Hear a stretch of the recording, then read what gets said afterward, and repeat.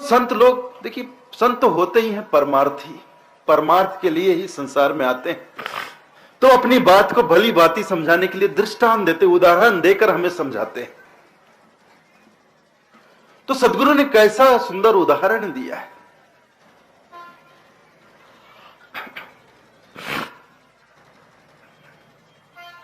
एक पद गाया जाता है, चल सखी चौपड़ खेलिए तन मन बाजी लाए। इस पद में साहब कहते हैं 84 घर मरम के पौपे अटकी आए, अब की पौजो ना पड़े तो फिर 84 जाए।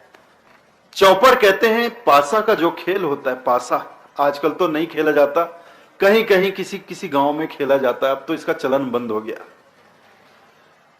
पहले बहुत खेला जाता था, अब तो लोग ताश खेलते हैं, पहले पासा खेला जाता था। तो पासा का ज्ञान सबको होता है। तो जो हमारे अनुभव की बात है, जो हमारे स्तर की बातें, तो हमारे स्तर के उदाहरण में ढालकर अपने ज्ञान को, अपने संदेश को कैसे साहब हमें लखा रहे हैं, समझा रहे हैं। चल सखी चौपड़ खेलिए तन मन बाजी लाए। पासा के खेल में, चौपड़ के खेल में पूरे 84 घर होते हैं, आप गिन लेना। और हमारी जो गोटियां होती हैं उन 84 घरों पे चलती है। और जो मूल बीच में, मध्य में जो हम मूल ठिकाना होता है, उस घर में गोटियां पहुंच जाती हैं तो वह शांत हो जाती है, उसका भटकना, उसका दौड़ना सब बंद हो जाता है। और फिर उसे कहीं किसी जगह पे मार खाने का डर भी नहीं रहता। और घर में जब वो गोटियां दौड़ती रहती हैं तो दूसरे से मार खाने का भी डर बना रहता है कि बीच में कहीं मार ना खाना पड़ जाए, चोट ना खाना पड़ जाए। तो पासे की गोटी जो होती है वो 84 घर चलते चलते आखिर घर पे पहुंचती है। आखिरी घर पे जब पहुंचती है तो एक की जरूरत होती है, जिसे पासा की भाषा में, ये चौपड़िया की भाषा में पग्गा कहा जाता है, पगुरा, 1 नंबर। तो साहब कहते हैं 84 घर मरम के पौपे अटकी आए, पौपे अटकी आए, आखिरी घर पे आके गोटी अटकी हुई है। अब की पौजो ना पड़े तो फिर 84 जाए। अब एक ही ऐसा पासा फेंको कि एक ही आए और वह गोटी अपने मूल ठिकाने में जाकर शांत हो जाए, उसका भटकना बंद हो जाए, उसे किसी के आघात का खतरा ना रहे, वह कहीं चोट ना खाए, वो मूल ठिकाने में पहुंचकर शांत हो जाए, उसकी भाग दौड़ बंद हो जाए, उसका भटकना शांत हो जाए। तो जो बहुत विवेक से, बहुत समझदारी से, बहुत धैर्य से, बहुत ध्यान से पासा फेंकते हैं तो उनका तो पगुरा आ जाता है और उनकी गोटी शांत हो जाती है। लेकिन कोई गफलत से, लापरवाही से पासा फेंक दे और एक की जगह में 4 आ गया, 10 आ गया, 18 आ गया, 18 पड़ गया, तो उसे फिर 84 में चलना पड़ता है। पगुरा से बाजी लगी, साहब कहते हैं देखिए, पगुरा से बाजी लगी, परे 18 दाव, सार गवाया हाथ से सिर पर लागेगा। पगुरा से बाजी लगी और हमने लापरवाही से पासा फेंक दिया, पड़ गया 18। अब वह गोटी शांत होने के बजाय फिर भटकती है 84। तो हमारा यह जीवन भी पौपे अटकी आए, आखिरी घर पे आके अटकी, और अब की पौजो ना पड़े तो फिर 84 जाए। अगर हमने इस जन्म को विवेक से नहीं जिया, सावधानी से नहीं जिया, अगर इस जन्म में हम नहीं जागे, हमारा विवेक नहीं जागा, विवेक नहीं जागा, तो हम कदापि किसी कीमत पर अपने इस मानव जीवन के महत्व को समझ नहीं सकते हैं और ना ही इसका सदुपयोग कर सकते हैं और ना ही अपने जीवन को हम सफल बना सकते हैं। तो इसके लिए जरूरी है कि इस दुर्लभ अवसर को हम पहचाने।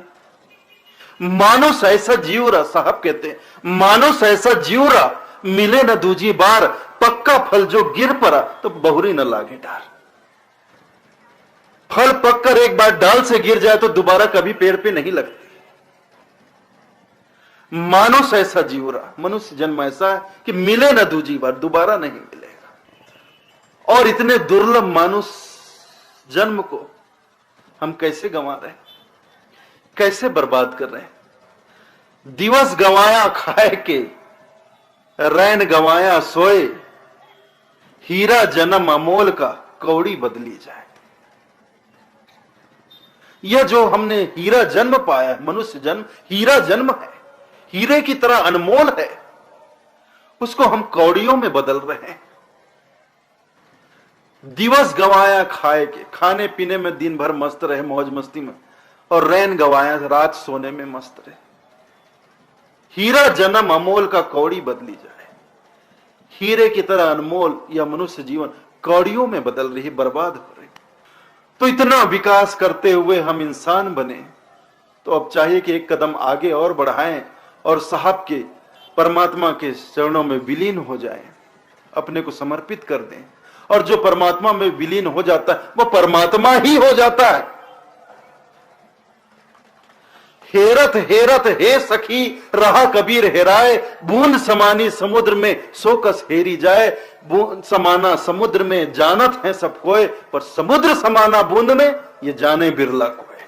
पानी की बूंद समुद्र में समा जाए तो फिर उसे वापस नहीं निकाला जा सकता है, और पानी की बूंद जब समुद्र में समाती है तो जाहिर है उसका अस्तित्व मिटता है, वह अपना स्वरूप खो देती है। लेकिन खोने से कहीं ज्यादा उसको उपलब्धि होती है।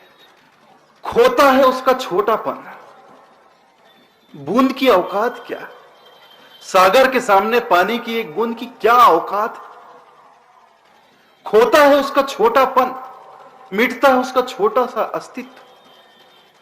लेकिन समुद्र में समाकर वह स्वयं समुद्र का रूप धारण कर लेती है, वह स्वयं समुद्र हो जाती, सागर हो जाती, सागर की तरह अथाह अपार हो जाती। और जो बूंद, देखिए, जो बूंद कहे कि मुझे नहीं, सागर में समर्पित नहीं होना, अब वो मस्त बादलों में आसमान में उड़ती रहती है, और आसमान में उड़ते हुए उसको अहंकार आ जाए कि नहीं नहीं, मैं भला क्यों समर्पित हो जाऊं, मैं भला क्यों किसी को अपने आप को समर्पित करूं, मैं बढ़िया आसमान में उड़ रही। लेकिन एक दिन तो उसे कहीं ना कहीं टपकना ही है, कहीं ना कहीं तो उसे गिरना ही है। और वह उड़ते हुए किसी रेगिस्तान में चली जाए और तपते हुए जलते हुए रेत पर गिर जाए, तो मिटना तो वहां भी है निश्चित। जलते हुए रेगिस्तान पर पानी की बूंद गिरे तो वहां क्या वो अपना अस्तित्व बचा पाएगी? नहीं, मिटना वहां भी है, लेकिन उस मिटने में उपलब्धि कुछ नहीं, उस खोने में पाना कुछ नहीं, वहां सिर्फ विनाश, वह जलकर भस्म हो जाएगी, मिलेगा कुछ भी नहीं। लेकिन सहज भाव से, श्रद्धा भाव से, प्रेम भाव से सागर में अपने आप को विलीन कर दे, समर्पित कर दे, तो वह स्वयं सागर बन जाए। तो हम अपने आप को संसार में खपाएंगे तो मिलना कुछ नहीं। एक दिन मिटना तो जरूर, खपना तो है ही है, मरना तो है ही है, मिटना तो है ही। अगर संसार में मिटे तो केवल मिटना ही मिटना है, विनाश ही विनाश, पाना कुछ नहीं, उपलब्धि कुछ नहीं।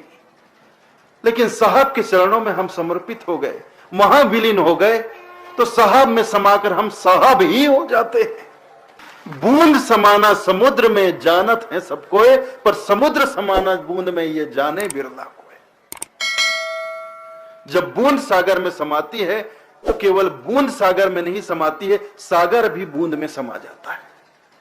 दोनों एक दूसरे में समा जाते हैं और फिर दो नहीं रह जाते, एक हो जाते हैं।